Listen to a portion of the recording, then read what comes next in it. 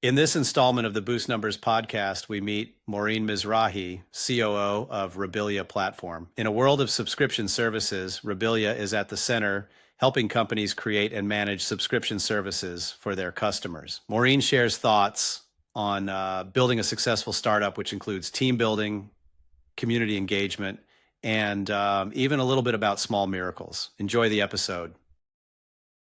So, Maureen, we all handle subscriptions today in our personal life, and I'm just curious what Rebillia is doing differently because sometimes, do I sign up for a subscription? Do I shop like I used to do back in the old days, store by store? Thinking as a consumer and as a business, I'm, trying my best to, of course, get recurring, reliable revenue. That's sort of the model. Everyone's trying to get a subscription model, all types of businesses these days. I just noticed that on your website.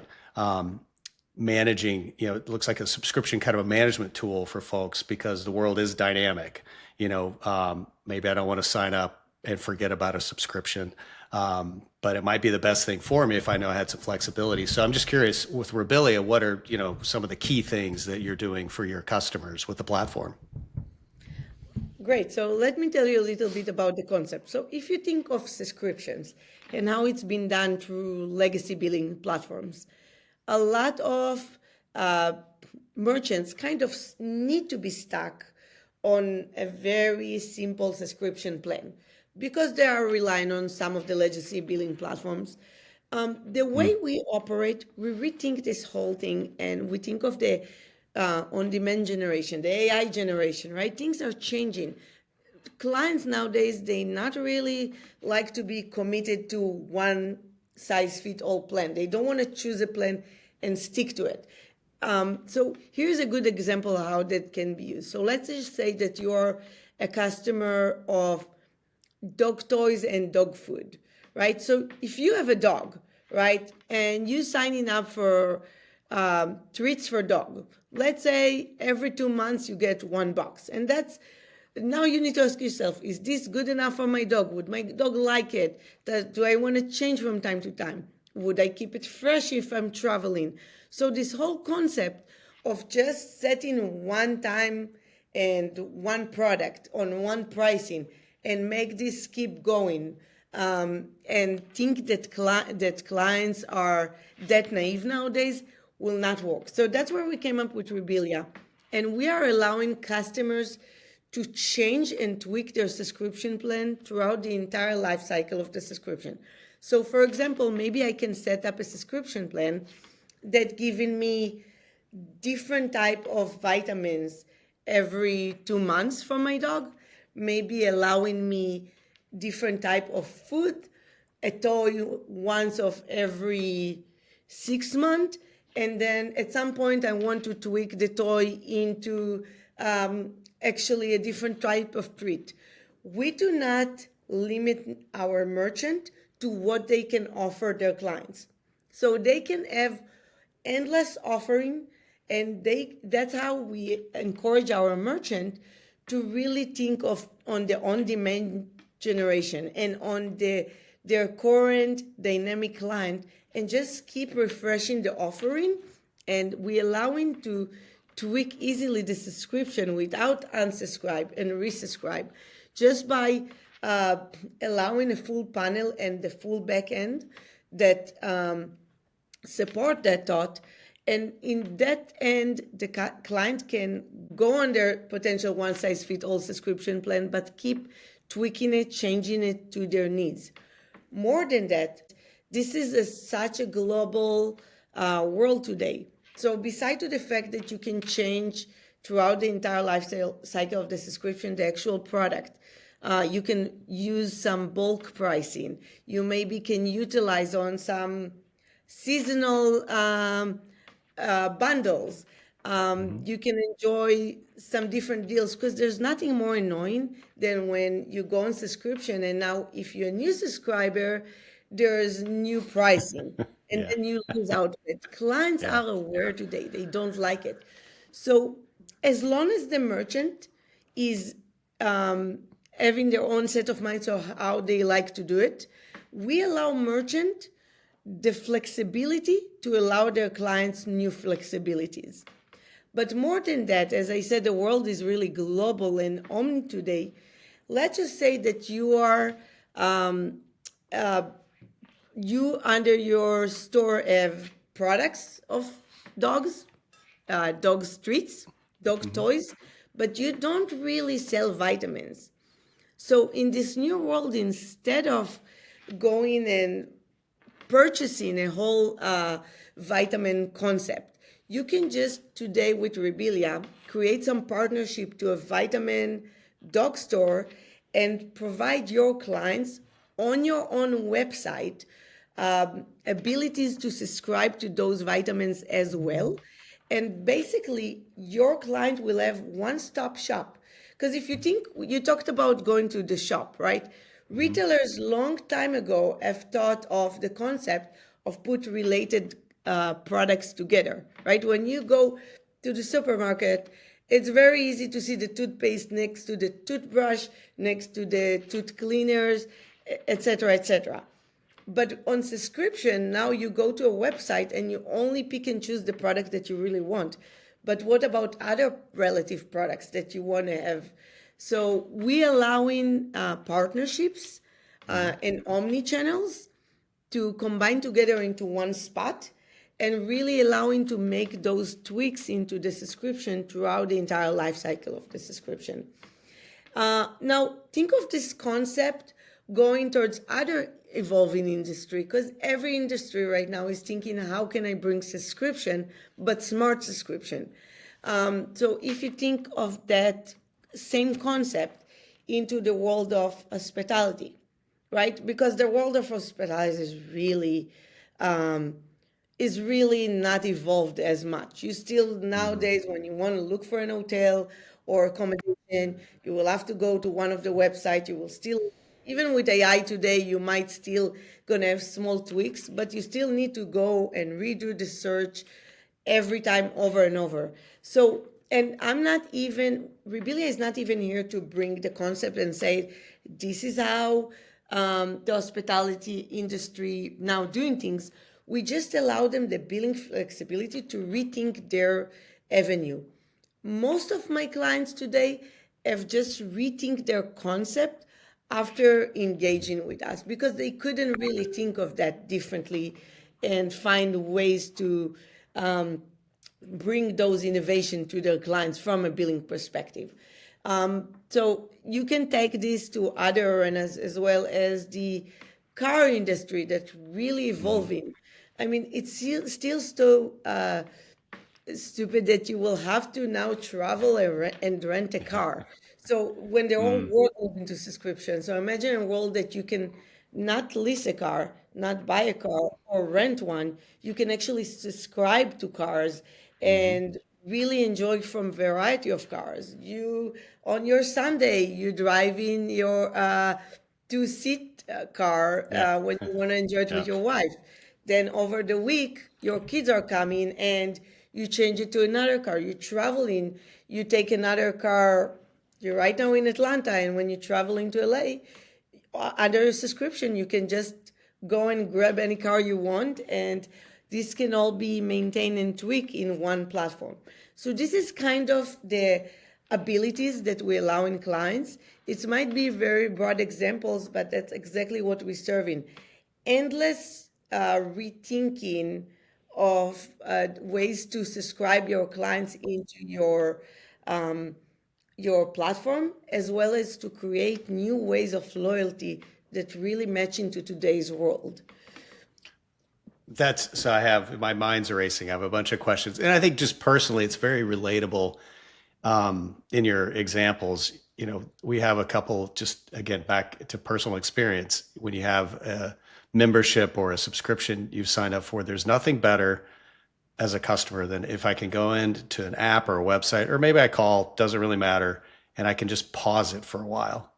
Just something that simple. To your point about billing systems and maybe old models of generating business and revenue for customers, they might make the leap to subscription. That can be hard enough for certain types of businesses to even figure out how that to make money in a subscription model. But then you have folks wanting to pause it for a while. Do I have to hire people? Do I have to, when, with the proper tools, these types of things could be managed effectively by the customer, and then excuse me, the vendor. And then as a customer, I'm like, wow, hey, I just, you know what, I'm going to be gone for the summer. Can I just pause my dog food delivery, for example? It's just not going to work. I'm going to be, in East Africa on safari. I just don't need it for a while. You're so happy as a customer, you don't have to start over. You don't have to cancel it, resubscribe. There's different pricing. Are they going to forget you? It's really a cool concept. Um, a couple more questions, but I was curious, what's a typical customer? And you may not have typical, you may have tons of different types. Are there particular industries that fit? Is it a business to kind of consumer client for you that's a better fit, or is it really wide open because you're just offering interesting flexibility? What's a typical customer look like?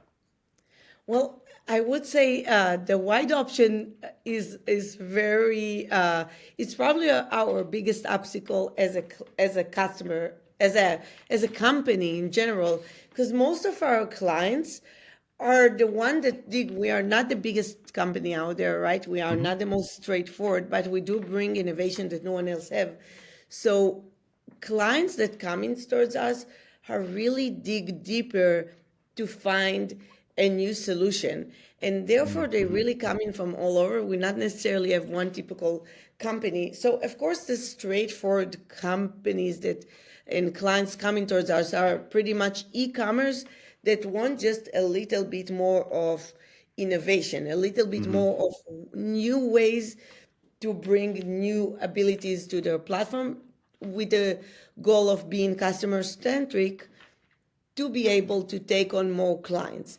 So a lot of my clients tends to be more on the big enterprise side of things. Those are the ones that always look into the blue ocean and Hmm. willing, willing and able to bring new innovation. But on the other end, I might have also very small e-commerce businesses that they have a new idea and they cannot back it up by billing, right? They don't have those Hmm. big billing departments to start taking on some gateway with subscription and start tweaking it, and they have tons of development. Even with AI today, it's pretty tough. So then it's an easy solution for them because we do allow them almost any subscription plus one-time possibilities. We just providing anyone the ability to become an end-to-end billing solution and bring those tweaks to their clients.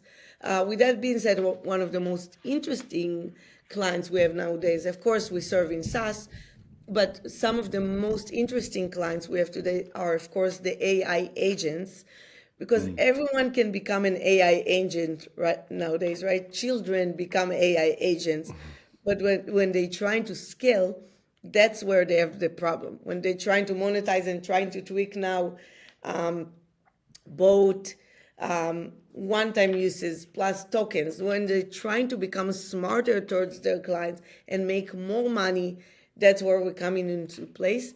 As well as the most interesting arena is the combine of a few concepts. So most billing subscription management are more towards e-commerce or SaaS, but the world's really moving to become both nowadays.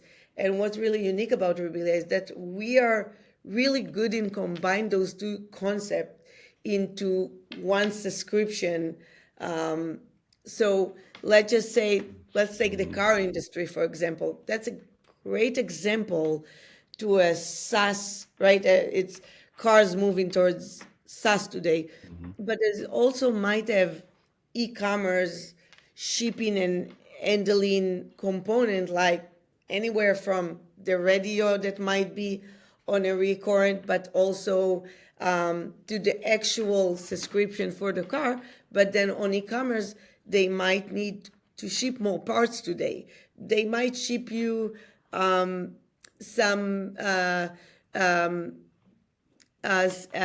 tools to re-engage with your new software. They might ship you a magazine for their innovation, because there's so much innovation coming with your car today that they might have different component of e-commerce. Could be all the way to till send you some new scent, right?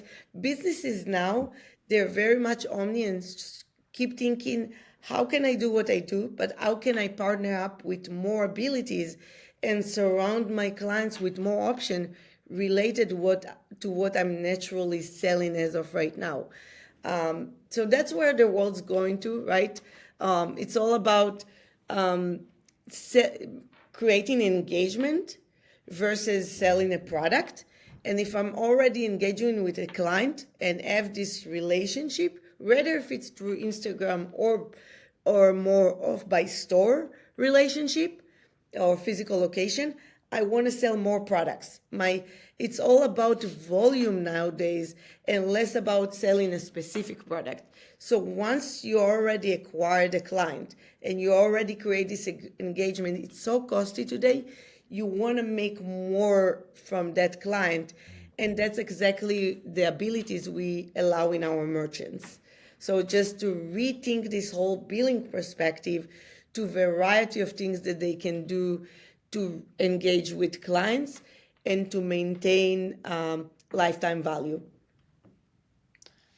That's thank you. That's very interesting. I'm just thinking of as a vendor, because there are, depending on what you're selling, you know, part of the concept is you got to get to customers fast. I need to sell a lot. But if I'm a small business in particular, there are some playbooks out there, and they're fine. Use one of the big platforms to kind of get your e-commerce journey started. They'll bring you visitors and eyeballs. But part of that is, on the flip side is, I might sell, again, going back to like a pet food. I'm in food and treats, but vitamins or pet clothing for Halloween, and you're like, I'm not really in that business.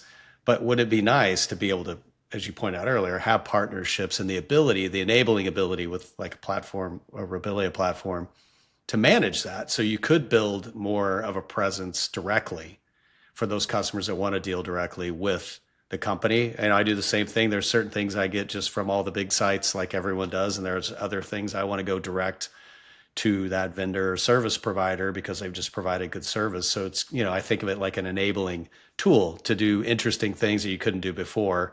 I would imagine with your customers, it can be a little bit of a journey for them. If they're, you mentioned you get a very innovative folks right now because they're looking for ways.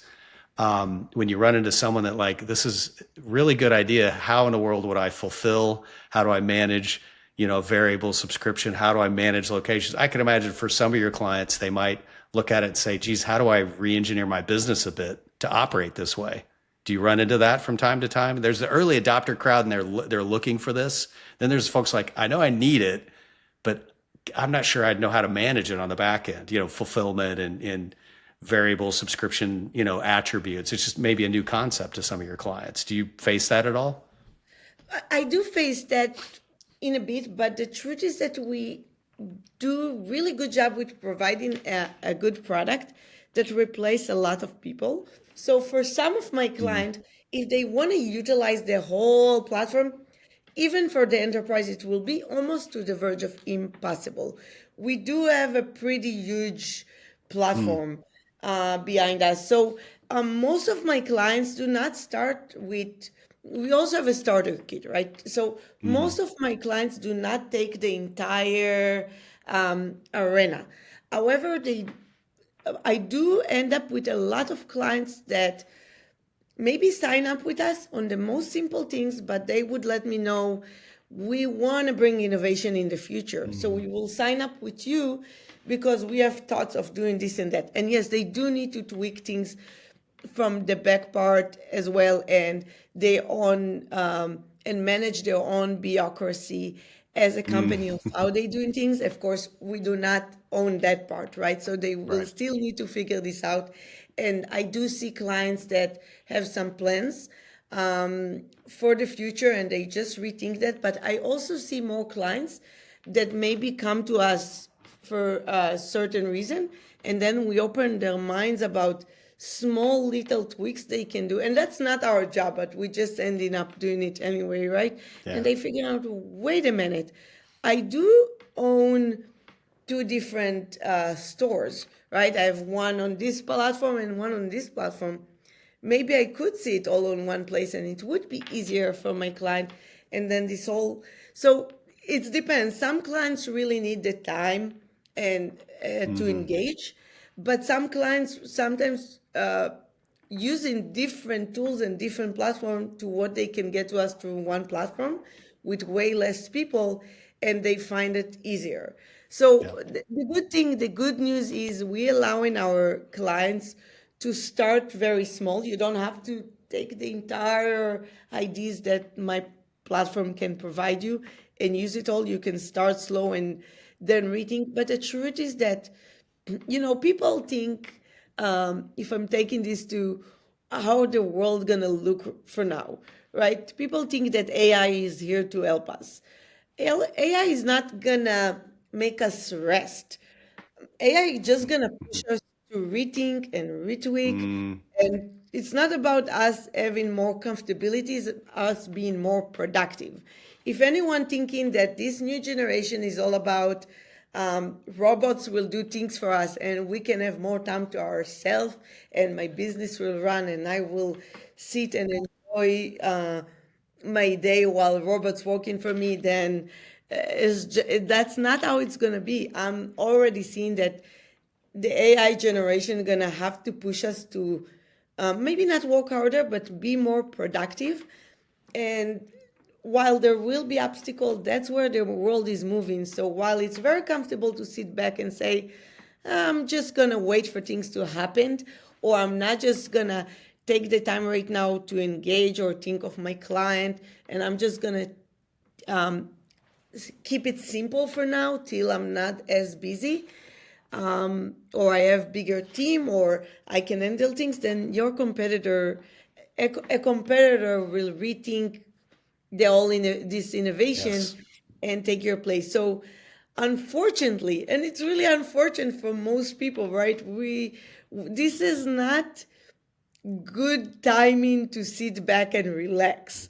AI really pushing us right now to rethink, redo, and I think that when I look through this new journey, in reality, we don't use AI. They're using us, and we need to be proactive and move fast.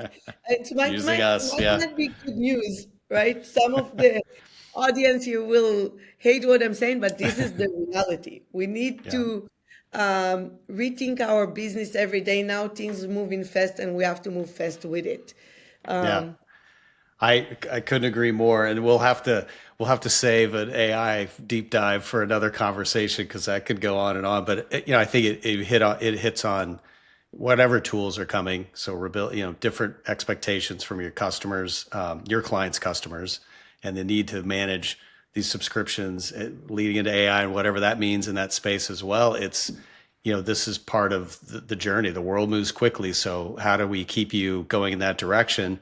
So Rebillia is doing that, and in some of the research, I noticed you've been around for a few years, and I would love to just shift gears a little bit because we've learned a lot about the tool set and how it's helping customers innovate and be different to their customers. But just I'd love to step back and from your perspective, Maureen, in starting, you're co-founder of the business. I think I saw 7 or 8 years, and I might have that wrong in business, starting new businesses, particularly where you're tackling a problem and trying to kind of educate people and bring them along is not easy. It's hard to make it 6 months or a year. It's hard to make it 5 years.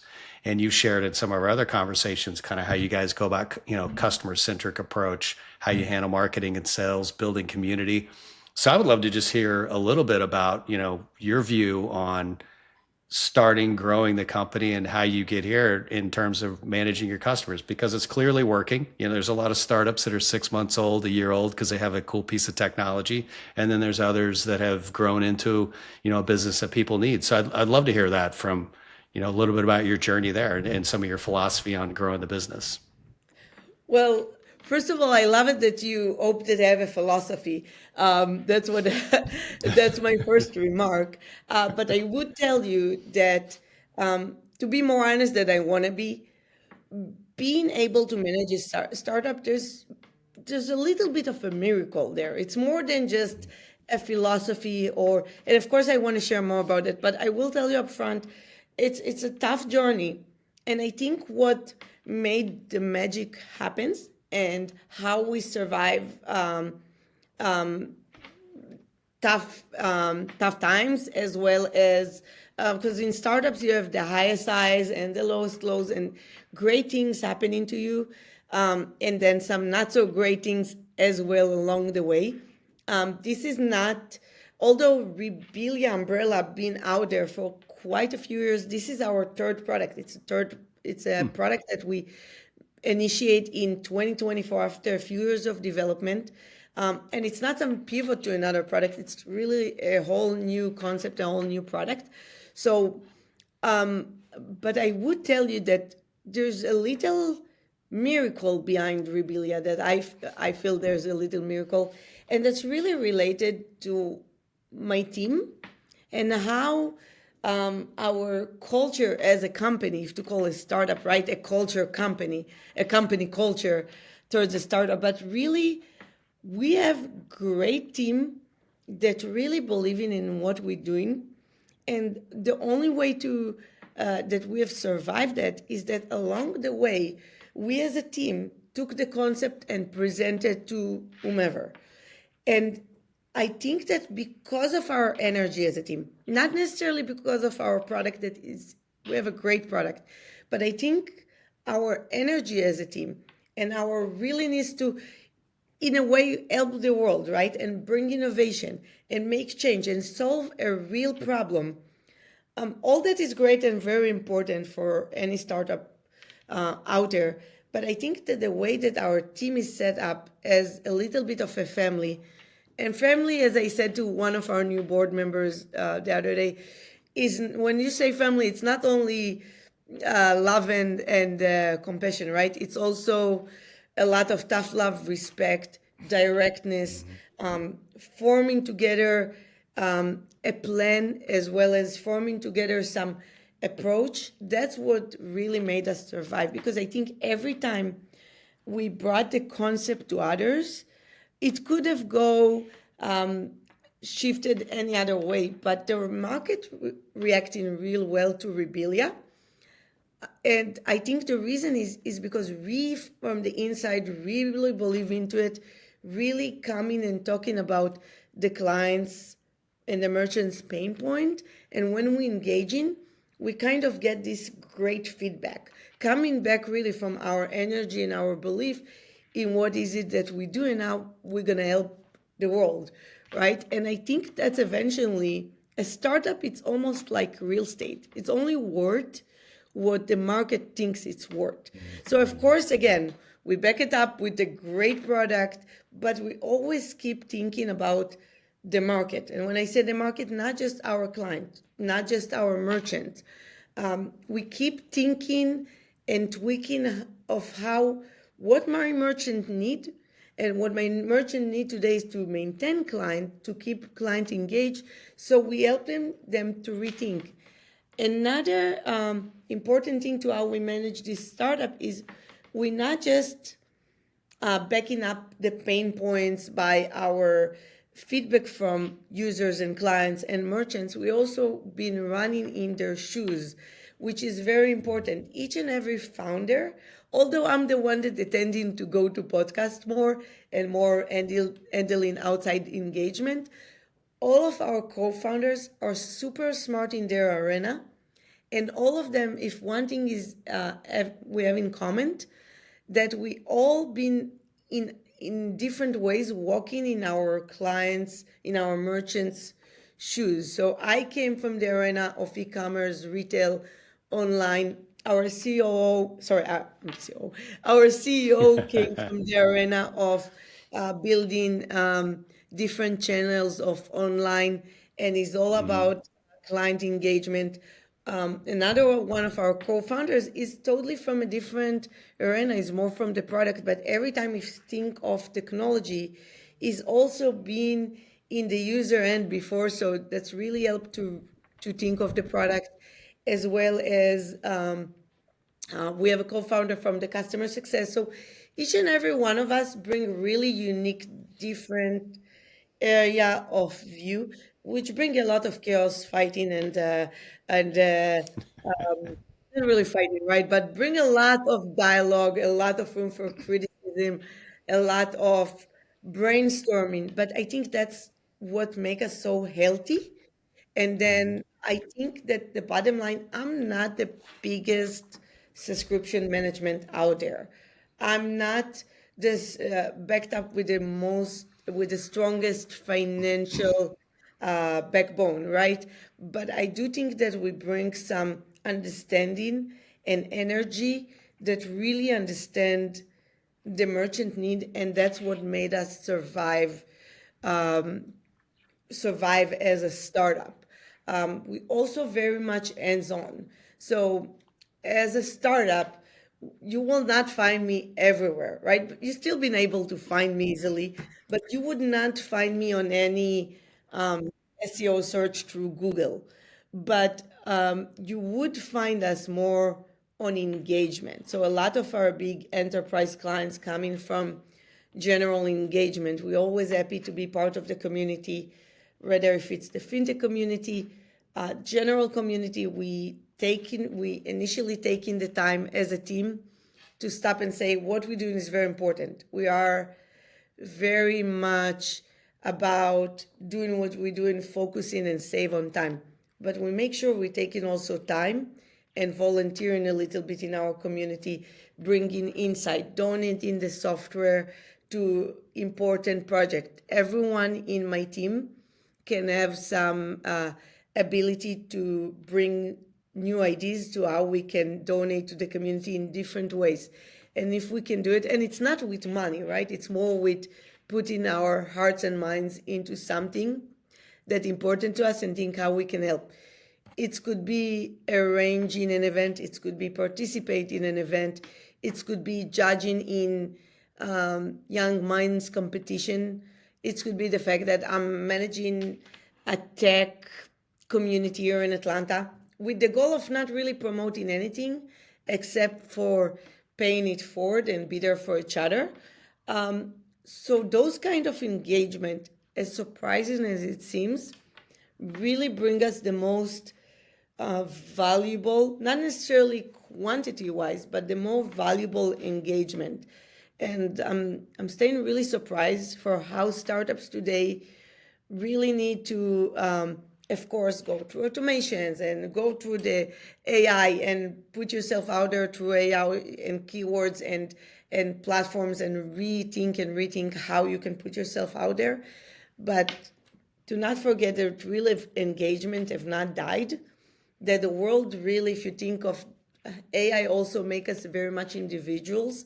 It's less about coming up as a company and more about how to put yourself as individual out there. And that's one thing that really made us strong as a startup. So kind of putting ourselves out there, make more engagement and get this great feedback back. And that's how we really survive, but also thrive. Well, you mentioned, and I appreciate the candor that it's a bit of a miracle, underneath the hood. But after you walk through kind of your approach and how you built the company and the team, maybe there's something miraculous in finding all the right people initially, because sometimes teams come together and you're just in such a great space in a company and you're just, hitting on all cylinders. So there could be, but I bet it has more to do with your approach, your co-founder's approach to what you just described. Folks, it's stressful in any small business, SaaS startup world, and just the economics of it, the competitive nature, the technological nature, particularly right now, as you pointed out. You write code for 3 years and you go, well, now we've got to go have a complete AI embedded strategy because if we don't, our competitors will. And that's just kind of the nature of tech. But to encourage kind of this familial approach, or it just gels into one because folks like what they're working on, who they're working with, the ability to try and, it's part of your organization to give, out of the community in whatever way makes sense for individuals, as it sounds like, is really great. Because I think any person wants to work on meaningful things, which I think, Rebillia is. It's helping other companies. And you want to work with people that, feel the same way and, want to come to work. So as I said earlier, I appreciate you said it was a miracle, but I bet it has something to do with your leadership style and how you run your company to create that environment for people, which is adding to your success. So that's really cool to hear. It's nice to hear versus the traditional metrics and go, go, go, go, go, and, work 80 hours a week. I know it happens, but, that's one style. But, that's the burnout. Burnout's going to happen anyway. So how do you keep people from getting to that point? So really cool. I appreciate you sharing that with us, how you went about it.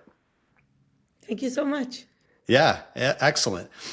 Well, as we near our time here on the podcast, I just thought I would open it up. If there's anything you would like to share, anything people need to know about Rebillia, I think first of all, they can find you at rebillia.com for sure and find you out there on LinkedIn. What other ways are a good way to find the company if they've heard something today or seen something today that they're interested in? Well, we have talked about engagement, right? So obviously, as you said, the website, rebillia.com, Hmm. our LinkedIn, but also part of our uh, strategy and magic is that we're very open to talk. So engage me through LinkedIn. We always accept um, connections. We always happy to engage. We never miss on taking a meeting if we can. We probably our approach is really to keep things, and I think you experienced that, right? Really short and to the point, and see this is going somewhere. But Yep. instead of saying no, saying more yes, keep it short and to the point and see if that can evolve into relationships. So always happy to engage on, my name is right there. You can find me on LinkedIn, as well as any one of our team members. And we would love to engage, love to answer questions, rather, and very love to help, rather if it's Rebillia related or any other topic. Always happy to engage with more entrepreneurs, adding them to our tech community, or really just be there for someone else as long as they're willing to pay it forward. Always happy to do that. Great. Thanks, Maureen. That's an awesome approach. So hopefully folks will take advantage of that. And I just want to say thank you today for walking us through what Rebillia does, learning about kind of the culture of the organization. It's been an excellent conversation. And if I'm a vendor out there and I'm trying to sort this out, I mean, there's solutions out there, to help you manage your customers and be more open and flexible to them. So really fascinating conversation. I love it. I love the innovation. Love folks who are changing things up. And it was a pleasure talking with you today. Sure thing. And I will encourage audience that what's great about Rebillia is that I would love people to come and intrigue us on a subscription concept that we cannot do. That's my best client. So if you have some crazy thought of subscription and how to bring innovation, and you need just come and challenge us, see if we can do it or not. So far, we've been able to tweak almost any challenge in our way. So uh, feel free to challenge us. I love it. Challenge issued. Everybody heard it here. And so accept that challenge and see how the Rebillia team can help. I love it. Bring it. Bring it. You'll figure it out. Awesome. Thank you Well, so much. yeah, thanks again, Maureen. Bill, I had a great time. I appreciate it. Awesome. Thank you. Likewise.